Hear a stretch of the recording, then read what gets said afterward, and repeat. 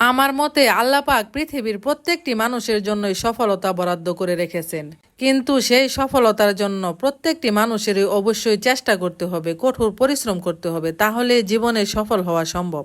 আজকে আমি আমার স্বামীকে বলেছিলাম আমাকে নিয়ে যেন ঘুরতে বের হয়। সে আমাকে বাইকের পেছনে করে ঘুরতে ঘুরতে আমাকে নিয়ে চলে আসছে কিশোরগঞ্জ জেলার পাকুন্দিয়া থানার 11 সিন্দুর ইউনিয়নের বাহাদিয়া গ্রামের এই সুন্দর চরে। সত্যি বাহাদিয়া গ্রামের এই চরটা একেবারে অসাধারণ সুন্দর। আমি আপনাদেরকে ভাষায় বলে বোঝাতে পারবো না কি যে সুন্দর এই চর। আপনারা সশরীরে আসলে দেখলেই বুঝতে পারবেন কি যে সুন্দর এই বাহাদিয়া গ্রামের চর। নদীর পাড়ে এক চাচা শুকনো খড়গুলো একসাথে করে জাগ দিচ্ছে। এই দৃশ্যটা সত্যি আমাকে অনেক মুগ্ধ করেছে। আমি হেঁটে হেঁটে গেলাম চাচার কাছে, গিয়ে জিজ্ঞেস করলাম, চাচা আপনাদের এই গ্রামের নাম কি? চাচা আমাকে উত্তর দিল, এই গ্রামের নাম হচ্ছে বাহাদিয়া, ইউনিয়নের নাম হচ্ছে 11 সিন্দুর, থানার নাম হচ্ছে পাকুন্দিয়া, আর জেলার নাম হচ্ছে কিশোরগঞ্জ। আপনারা নদীর ভিউটা খেয়াল করেন, কি চমৎকার, কি সুন্দর। সত্যি আমি চোখ ফেরাতে পারছিলাম না, এত সুন্দর ভিউ। নদীতে সারি সারি নৌকা বাঁধা, বৈকালিকের দৃশ্যটা আমার মন কেড়েছে। নদীর এই পারে দাঁড়িয়ে ওই পারে বোঝা যাচ্ছে আকাশ যেন মাটিতে লুটিয়ে পড়েছে। আমি আপনাদেরকে বলতেছিলাম যে আল্লাহ পাক প্রত্যেকটি মানুষের কপালেই সফলতা রেখেছেন। সেই সফলতা অর্জন করার জন্য আমাদেরকে অবশ্যই আপ্রাণ চেষ্টা করতে হবে। আমরা বাংলাদেশের মানুষেরা যদি এসএসসি পাশ করতে পারি, তারপর মনে করি আমরা নিজেরা আইনস্টাইনের শিক্ষক আর আইনস্টাইন আমাদের ছাত্র।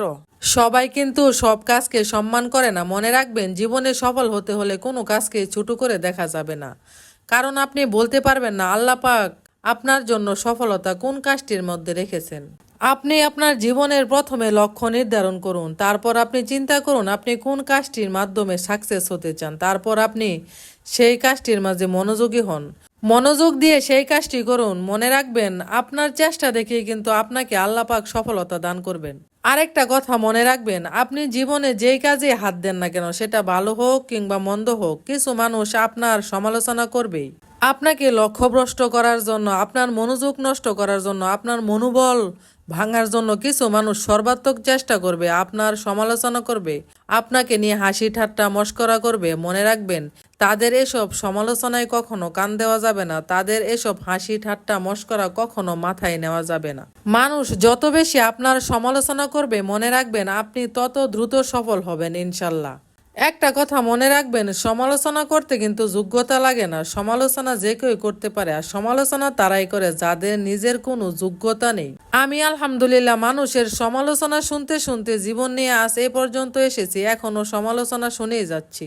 কিছু মানুষের দুধ খেলে পেটে সমস্যা হয়, তাই বলে কিন্তু দুধ খারাপ না। আসলে তার পেটে সমস্যা, তার পেট খারাপ, এজন্য সে দুধ হজম করতে পারে না। কিছু মানুষের মাংস খেলে শরীরে সমস্যা হয়, তাই বলে কিন্তু মাংসের গুণগত মান খারাপ না। মাংস খেলে তার শরীরে সমস্যা হয়, এটা তার শারীরিক সমস্যা। ঠিক তেমনি আমাদের আশেপাশে এমন কিছু মানুষ আছে যারা আপনাকে নিয়ে অযথা সমালোচনা করে সময় নষ্ট করবে। তারা আপনার সফলতায় হিংসা করবে আর আপনার ব্যর্থতায় হাসাহাসি করবে। আসলে এটা আপনার সমস্যা না, এটা তাদের মানসিক সমস্যা। তাদের এই মানসিক সমস্যার কারণে তারা জীবনে কোনো কাজে সফল হতে পারেনি, তাই তারা অন্যের সফলতা সহ্য করতে পারে না, হিংসা করে। এই পৃথিবীটা যতদিন থাকবে তাদের মতো কিছু মানুষ এই পৃথিবীতে থাকবেই। তাই বলে আমরা সামনে এগিয়ে যাওয়া ছেড়ে দেব না ইনশাল্লাহ।